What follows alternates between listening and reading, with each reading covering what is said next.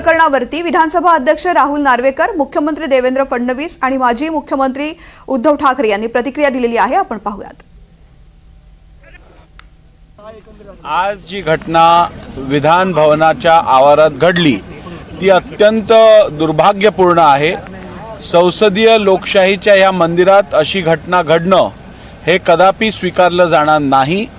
या संदर्भातला सखोल अहवाल मी मागवलेला आहे. तो बघितल्यानंतर वाचल्यानंतर मी पुढील कारवाई संदर्भातली घोषणा सभागृहात करेन. अत्यंत दुर्भाग्यपूर्ण अशी घटना आहे. संसदीय लोकशाहीच्या या मंदिरात अशी घटना घडणं हे निश्चितपणे पार्लमेंटरी डेमोक्रेसी किंवा लोकशाहीसाठी ही योग्य नाही. ज्या व्यक्तीचा विश्वास लोकशाहीवरती आहे तो कदापि अशा हिंसाचाराचा सपोर्ट करू शकत नाही. घडलेली घटना अतिशय चुकीची आहे. अशा प्रकारे इथे घटना घडणं हे बिलकुल योग्य नाही.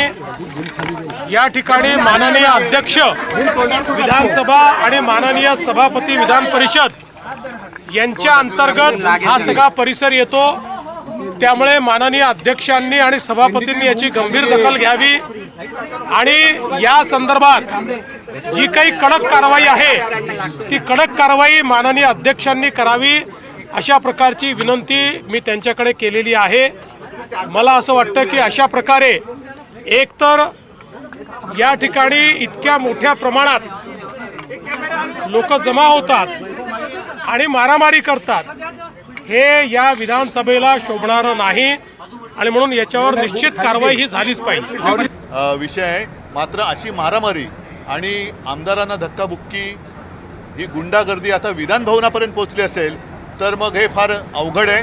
ताबडतोबीने गृहमंत्र्यांनी आणि मुख्यमंत्र्यांनी सगळे विषय सोडून या गुंडांवरती आणि त्या गुंडांच्या पोशिंद्यांवरती कडक कारवाई केलीच पाहिजे. तर आणि तरच तुम्ही या राज्याचे पालक मुख्यमंत्री म्हणून जनतेला तोंड दाखवायच्या पात्रतेच्या आहात असंच मी म्हणेन.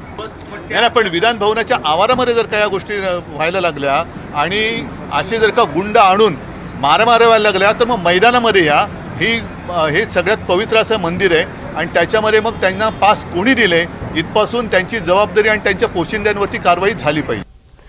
तर विधान भवनामधल्या या राड्यावरती विविध स्तरातल्या प्रतिक्रिया आलेल्या आहेत. आपण त्या सुद्धा पाहूयात. त्या परिसरात या पद्धतीनं हे कृत्य होणं, आमदारावर हाणामारी होणं याचं समर्थन करण्याचं कारण नाही. विधानसभा अध्यक्षांनी सांगितलं की मी चौकशी करून योग्य कारवाई. बाहेरचं आहे का मग? नाही, अध्यक्ष महोदयांनी सांगितलं की मी कंट्रोल करतो आहे. त्यामुळे हे सगळे इथली जबाबदारीच माननीय अध्यक्षांची असते. त्यामुळे अध्यक्षांच्या निर्णयावर कुठली प्रतिक्रिया देणं काही बरोबर नाही. हे काही बरोबर नाही. मी मगाशी सांगितलं की हे बरोबर नाही. लॉबीमध्ये बाहेरची लोकं नेणं हे इथल्या सुरक्षा विभागासाठी सुद्धा अडचणीचं आहे. आमदारांच्या सुरक्षेचे प्रश्न निर्माण होणार आहेत. बाहेरून भाडेकरी त्या ठिकाणी आणले जातात, गुंड आणले जातात आणि तिथे असलेला सामान्य कार्यकर्ता नितीन देशमुख याचे कपडे फाडले जातात. हे अतिशय चुकीचं आहे. अख्ख्या महाराष्ट्राने ही घटना तिथं बघितलेली. ही गुंडाशाही आहे, ही दडपशाही आहे आणि आपल्याला जर सत्तेचा एवढा अहंकार असेल तर तो आपण इलेक्शनच्या माध्यमातून तो त्या ठिकाणी उतरू. पण सरकार आणि अध्यक्षांच्या माध्यमातून, सभापतींच्या माध्यमातून आव्हाड साहेबांवर त्या ठिकाणी जो हल्ला होणार होता या बाबतीत कारवाई झाली पाहिजे, शहानिशा झाली पाहिजे आणि आव्हाड साहेबांना तिथं मेसेजेस आलेले आहेत. एकेकाळी जे विधिमंडळ अत्यंत सुसंस्कृत आणि अभ्यासू नेत्यांच्या भाषणांनी समृद्ध झालेलं होतं त्या विधिमंडळाच्या परिसरामध्ये चक्क गुंड हाणामारी करतात. म्हणजे बाहेर रस्त्यावर जशी दोन गटात हाणामारी असते तशी विधिमंडळामधली हाणामारी. काय वाटते?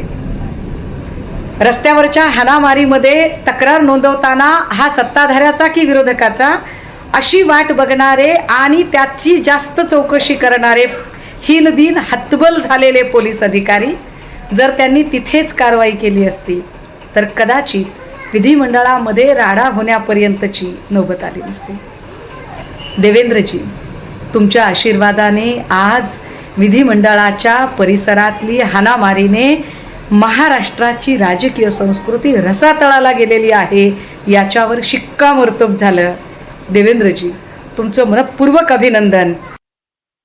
विधान भवनात झालेली मारामारी पाहून एक नागरिक म्हणून शर्मेने मला मान खाली घालावीशी वाटतेय की आज महाराष्ट्राच्या राजकारणात आपण कोणाला निवडून पाठवलंय?